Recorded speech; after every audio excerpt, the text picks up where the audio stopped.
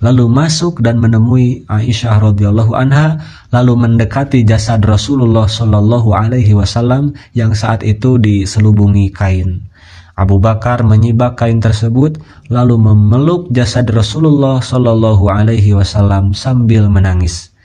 Setelah itu Abu Bakar kemudian keluar dari rumah yang saat itu Umar sedang berbicara di hadapan orang-orang. Abu Bakar berkata, "Duduklah wahai Umar." Jadi maksud Abu Bakar ingin menenangkan Sayyidina Umar yang saat itu berada dalam emosi yang tidak stabil karena ada kabar wafatnya Nabi. Umar tetap dalam posisinya, lalu orang-orang beralih menjadi menghadap ke Sayyidina Abu Bakar.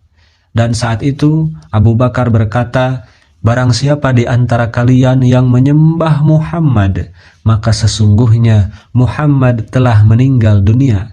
Tetapi barang siapa di antara kalian yang menyembah Allah, maka sesungguhnya Allah itu maha hidup dan dia tidak meninggal."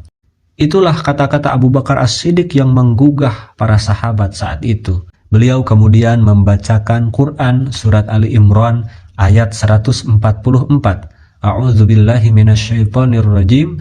Wa ma Muhammadun illa rasul.